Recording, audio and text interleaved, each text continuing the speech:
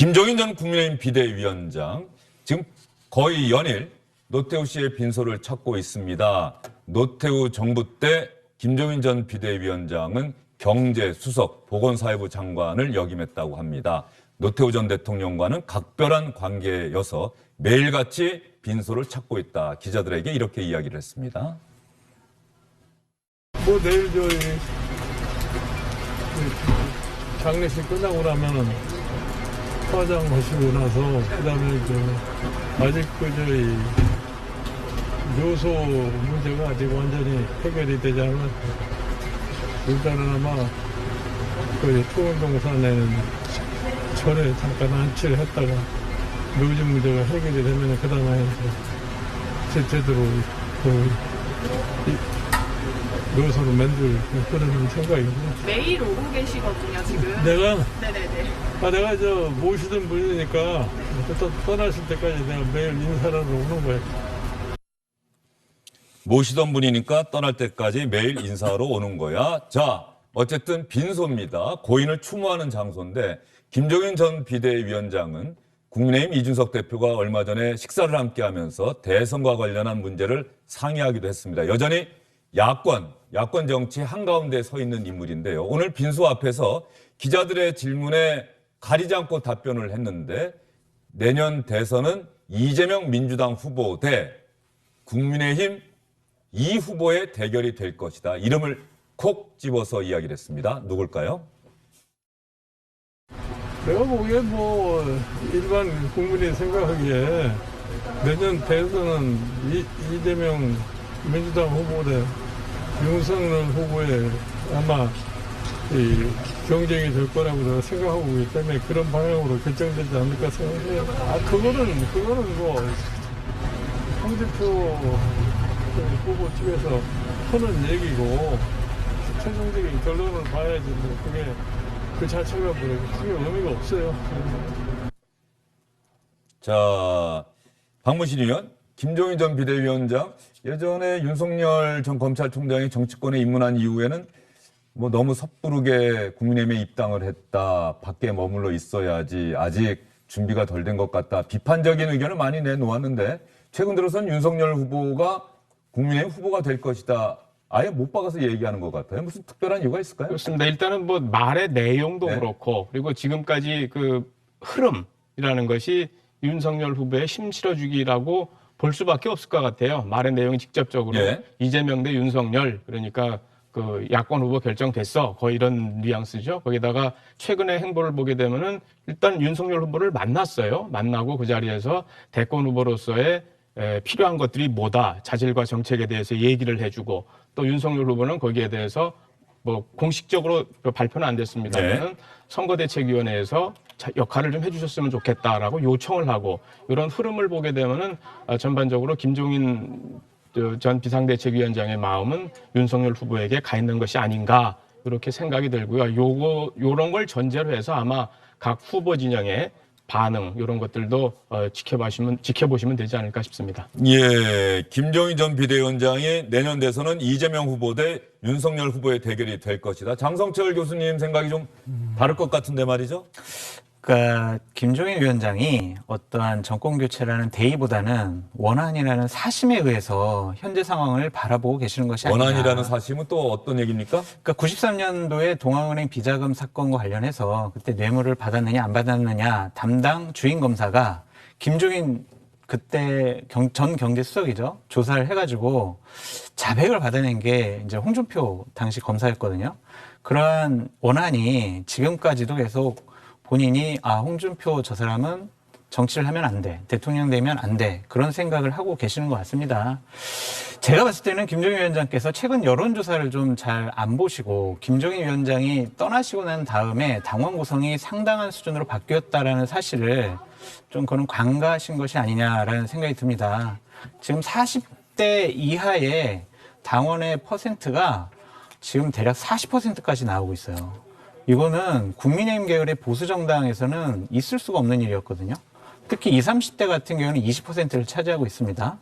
그 전에는 대략 5%도 안 됐어요. 네. 그러니까 이러한 사실을 좀 간과하신 것 같다라는 생각이 들고, 저는 여러 가지 이제 현재 흐름 상황을 보면 김종인 위원장께서 예측하신 것과는 다른 결과도 나올 수 있다. 장성철 교수도 명확하게 한번 얘기해 보시죠. 내년 대선은 이재명 후보 대 홍준표 후보다 이런 생각을 갖고 계신 겁니까? 뭐 그런 생각도 갖고 있습니다. 예. 그러니까 다 11월 5일 날 발표되는 국민의힘 대선 후보가 윤석열 후보가 될지 홍준표 후보가 될지 솔직히 모르겠어요. 잘 예측 불허입니다.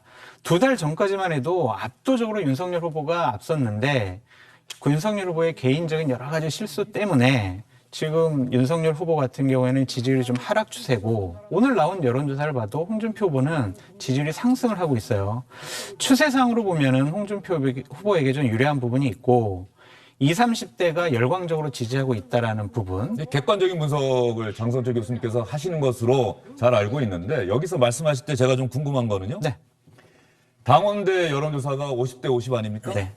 자, 그러면 여론조사에서는 홍준표 후보가 조금은 윤석열 후보보다 많이 나오는 여론조사가 있어요. 그런데 그 격차가 그렇게 크진 않습니다.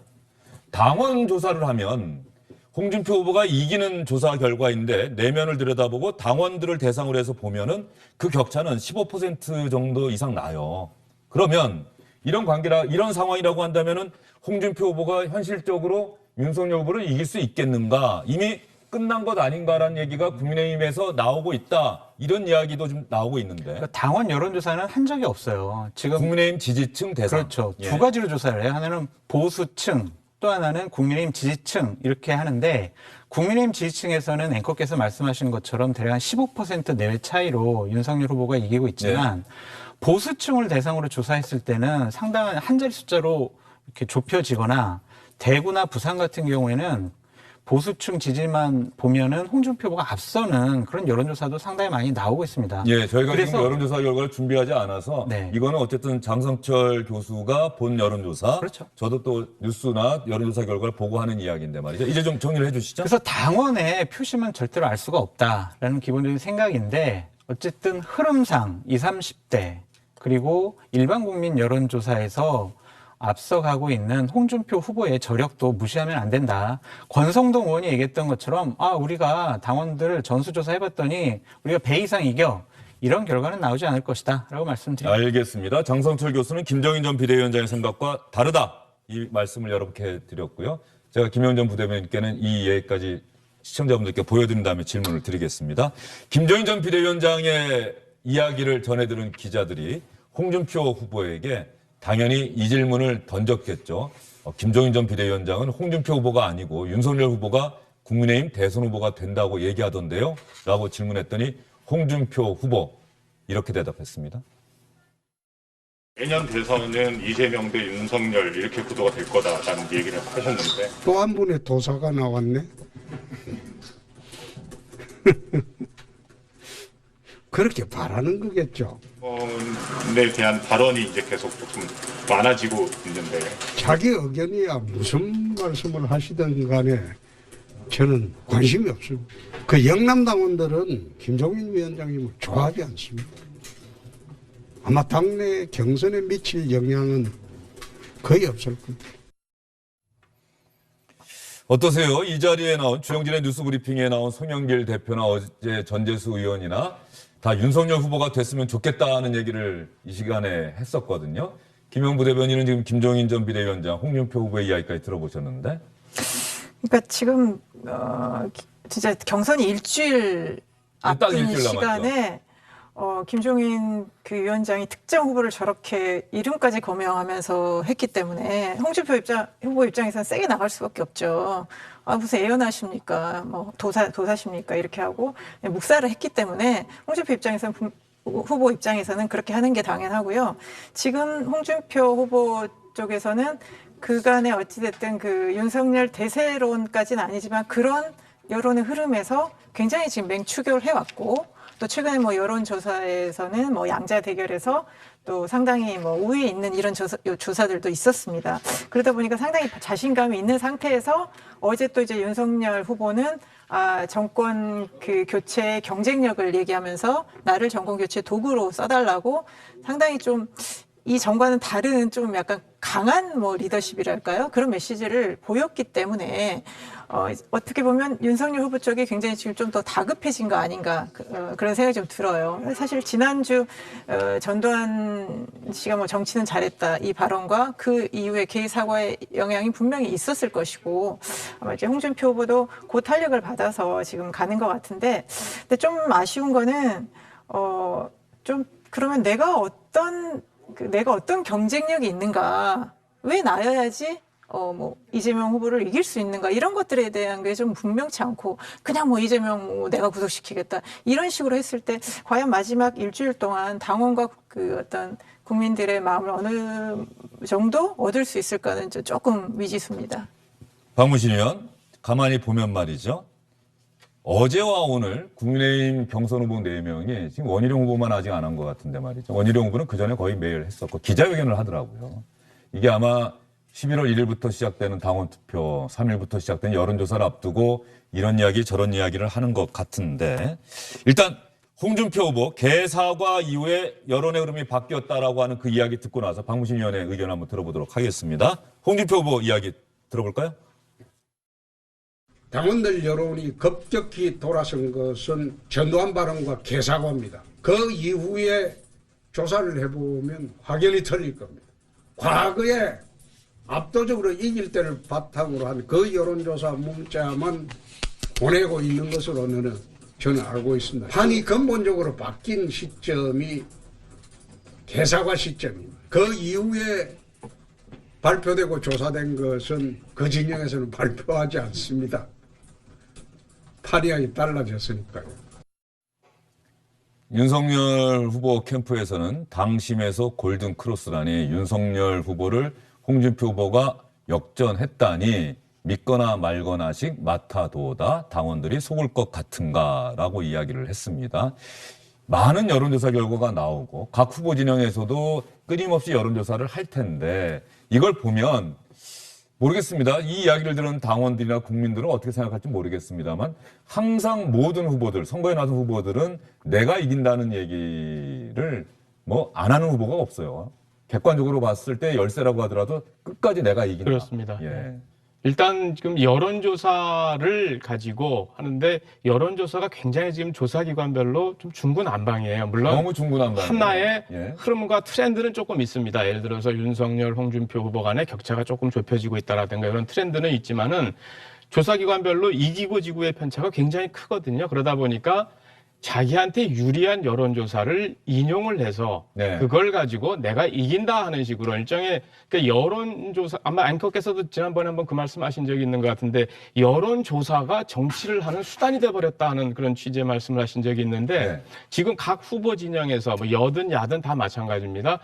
보면은 그런 양상이 지금 뚜렷이 나타나고 있는 것 같고요. 이제 홍준표 후보가 한 그런 얘기도 이제 뭐 그런 얘기고 또 어제 가장 최근에 조사라는 게 이제 어제 여론조사 결과였거든요. 어제 리얼미터에서 했던 여론조사를 보게 되면은 또 기존의 흐름과 또 크게 또 달라지지 않은 그렇죠. 뭐 출렁거림에 있어서는 많은 분들이 홍준표 후보 얘기처럼 개사과 이후에 윤석열 후보 지지율은 떨어지고 뭐 홍준표 후보가 올라가거나 이렇다고 이 얘기를 했는데 어제 여론조사는 또 전혀 영향을 안 받았다 그렇습니다. 이렇게 나온 거예요. 예, 그래서 이게 그 서로가 여론조사를 가지고 자기한테 유리한 부분을 정치적으로 이용하는 이런 패턴, 이 부분이 지금 계속되고 있는 과정이라고 보시면 좀 쉽지 않을까 생각됩니다. 이게 당내 경선뿐 아니라 아마 대통령 선거, 국회의원 선거에서도 늘 마찬가지입니다. 이제 시청자분들께서도 여론조사 보도를 워낙 많이 보실 테니까 그럼에도 불구하고 자신의 판단은 또 스스로가 하실 걸로 생각을 합니다.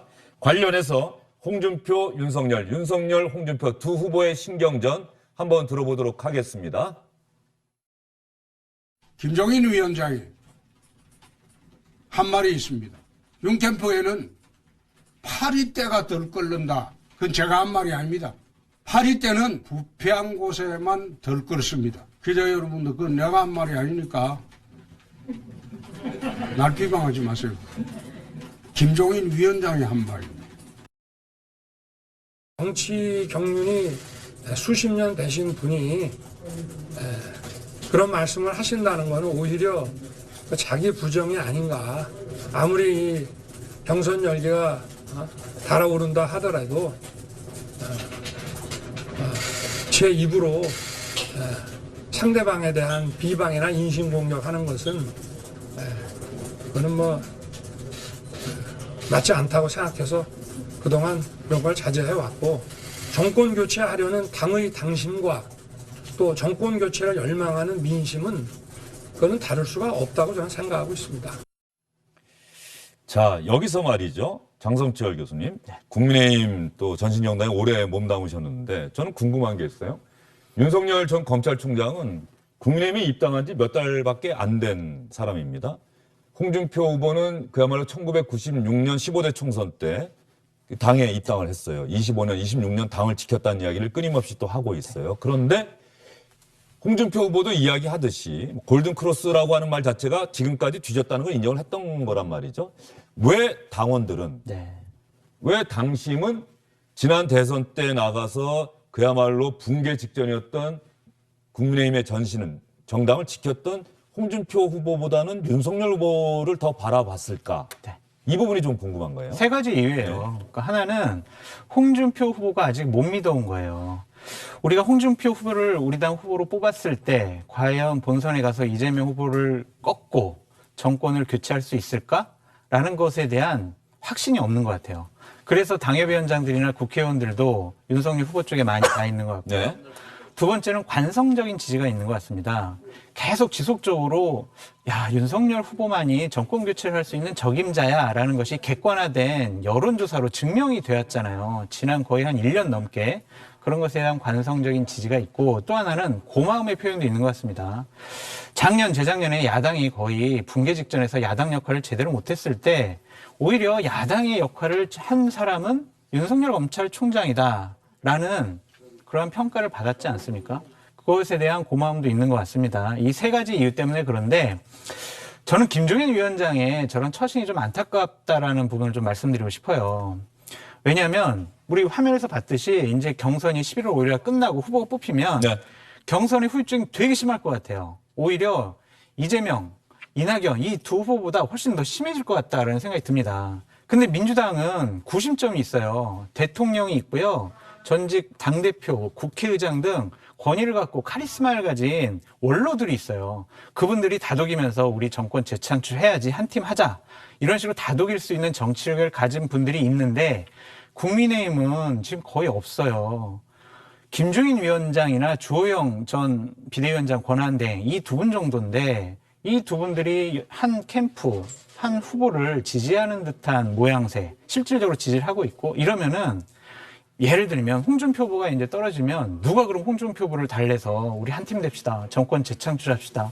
그런 식으로 다독이겠습니까? 그래서 저는 김종인 위원장께서 좀 며칠만 좀 참았으면 그 이후에 더 큰 역할을 하실 수 있었을 것 같다라는 점 때문에 상당히 안타깝게 생각합니다. 예, 국민의힘도 경선이 끝나고 나면, 그런데 장성철 교수님 말씀에 홍준표 후보가 만약에 떨어졌을 때는 그 후유증이 클 것이다. 상대적으로 윤석열 후보가 떨어졌을 경우에 후유증은 또 커요. 그것도 큽니까? 크니까 이런 것들을 양쪽 캠프들을 후보들을 다독일 수 있는 분이 필요한데 없어요 지금. 저는 그것이 제일 걱정이 됩니다. 알겠습니다. 민주당은 이미 후유증을 좀 겪었고 이 후유증이 완전히 극복됐다고 보기는 뭐 아직은 쉽지 않아 보이는데 말이죠. 어떻게 전망하세요? 이 경선을 치열하게 치르고 나면 뭐 후유증은 늘 있게 마련인데. 네, 그렇죠. 그리고 이제 민주당이 66년의 역사를 가진 정당이고요. 그간에 여러 고비가 있었지만, 뭐 이전에 뭐 옛날에 노무현 그 전 대통령 시절에 뭐 후보 교체론 얘기까지 있었지만, 그때 하나가 돼서 승리를 했고, 그런 승리의 경험과 전통이 축적돼 있기 때문에 이번 대선도 우리가 이제 민주정부 4기를 창출해야 된다는 그 열망이 굉장히 강합니다. 그래서 하나의 팀으로 잘 될 거고요. 아직 이제 선대위가 출범을 안 해서 그렇지, 저희도 다음 주 11월 2일에 진짜 민주당의 역량이 총동원된 선대위가 출범을 하면요, 아마 민주당의 힘이 무섭게 발휘될 것이라고 생각합니다. 네, 11월 2일이 아마 선대위 출범이죠? 네. 그 선대위 몇몇 또 어떻게 구성될지, 이해찬 전 대표가 과연 다시 또 돌아와서 뭐 선대위원장 자리를 맡게 될지, 뭐 이런 부분도 한번 민주당 지지자분들은 관심 있게 지켜보실 것 같고요. 이재명 후보와 송영길 대표가 아마 심도 있게 상의할 것이다, 이런 이야기도 나오고 있습니다. 국민의힘 경선 아마도 아직까지 정확한 시간표를 받지는 못했습니다만 지금 시각이 오후 2시 48분을 향해 가고 있는데요. 정확하게 일주일 뒤 이맘때쯤이면 주영진의 뉴스브리핑이 방송되고 있을 이 시각쯤이면 국민의힘의 대선 후보가 결정될 것 같습니다. 이런 상황에서 양강, 홍준표, 윤석열, 윤석열, 홍준표, 그리고 유승민, 원희룡 후보가 치열한 추격전을 펼치고 있는데요.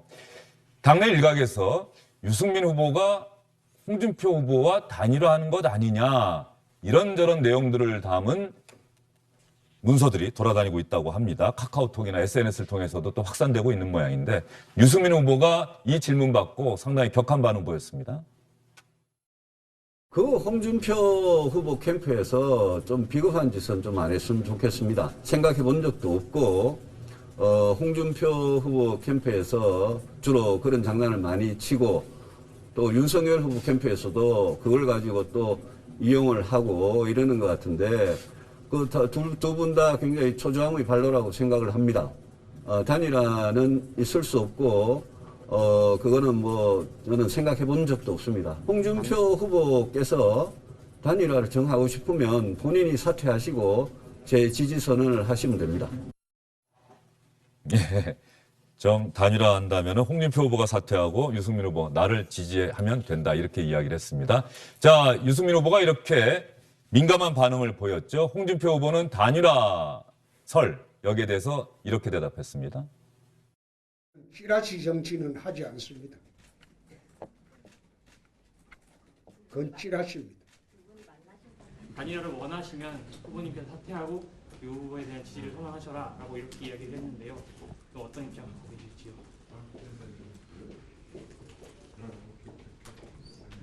처음 듣는 이야기입니다.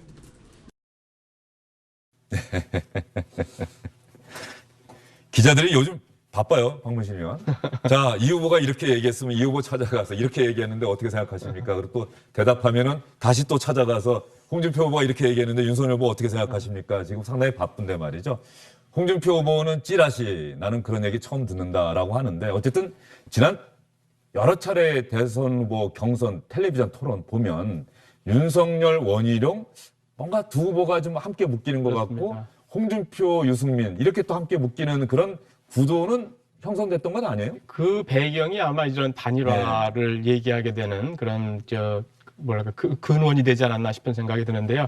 배경을 조금 더 자세히 설명드리면 이 얘기가 지난 주말부터 조금씩 나돌긴 시작했어요. 그러다가 아까 홍준표 후보가 찌라시라는 말을 쓰지 않습니까? 사설정보지 얘기를 했는데, 이게 그제 이제 여의도 사설정보지에 이제 기재가 된 거예요. 실려서 구체적으로 유승민 후보에게 첫 총리를 맡긴다는 제안을 하고, 그래서 두 사람이 곧 만난다 하는 내용의 찌라시가 이제 도운 거죠. 이제 요걸 가지고 이건 좀 아니다라고 생각해서 유승민 후보 측에서 기자단에 공식적으로 이건 사실과 다르다.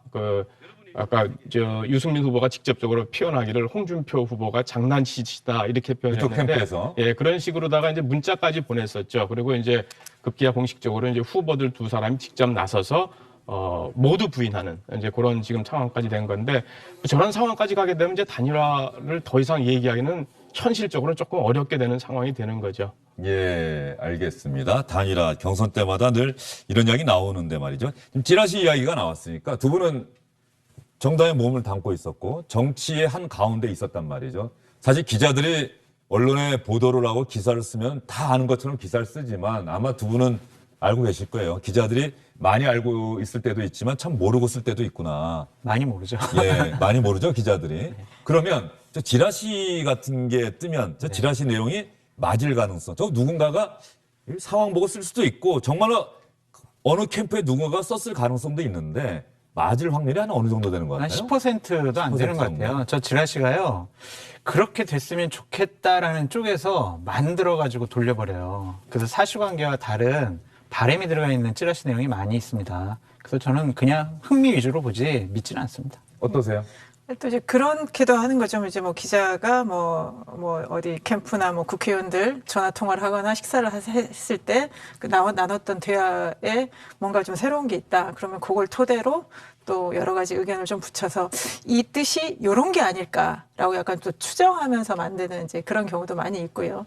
그래서 뭐 어쩔 땐 또 상당히 그럴싸한데 요즘은 사실은 단일화라는 게 옛날처럼 어떤 그 효과가 있는 것도 아니고 단일화 네. 감동을 줘야 효과가 있는 네, 거죠. 예. 이미 이제 그런 어떤 정치적인 시대는 지난 것 같습니다. 그리고 어쨌든 후보가 되겠다고 하는 사람들이 중도에 사퇴하는 경우는 사실 또 요즘 잘 없고요. 예, 알겠습니다. 시청자 여러분께서도 찌라시 아마 많이 SNS 통해서 받아보실 텐데 말이죠. 찌라시의 내용을 이게 정말 사실인 것으로 바로 믿어서는 안 된다. 이 말씀을 두 분께서 하셨습니다. 그 점을 참고하셔서 이런 SNS에 그런 내용의 글이 오면은 그냥 흥미 위주로 그리고 이런 이야기도 아마 정치권에 있는 모양이구나 정도지 아 정말 이래? 이렇게 생각하실 일은 아니라는 점 여러분께 말씀을 드리도록 하겠습니다. 안녕하십니까, 주영진입니다. 더 많은 뉴스와 라이브 이벤트를 보고 싶으시다면 화면 오른쪽을 눌러서 구독해 주시기 바랍니다. 저희 SBS 앱을 다운로드 받으시면 뉴스 속보 알림도 받아보실 수 있습니다. 텔레비전으로도 SBS 뉴스, 유튜브로도 SBS 뉴스 잊지 마시기 바랍니다.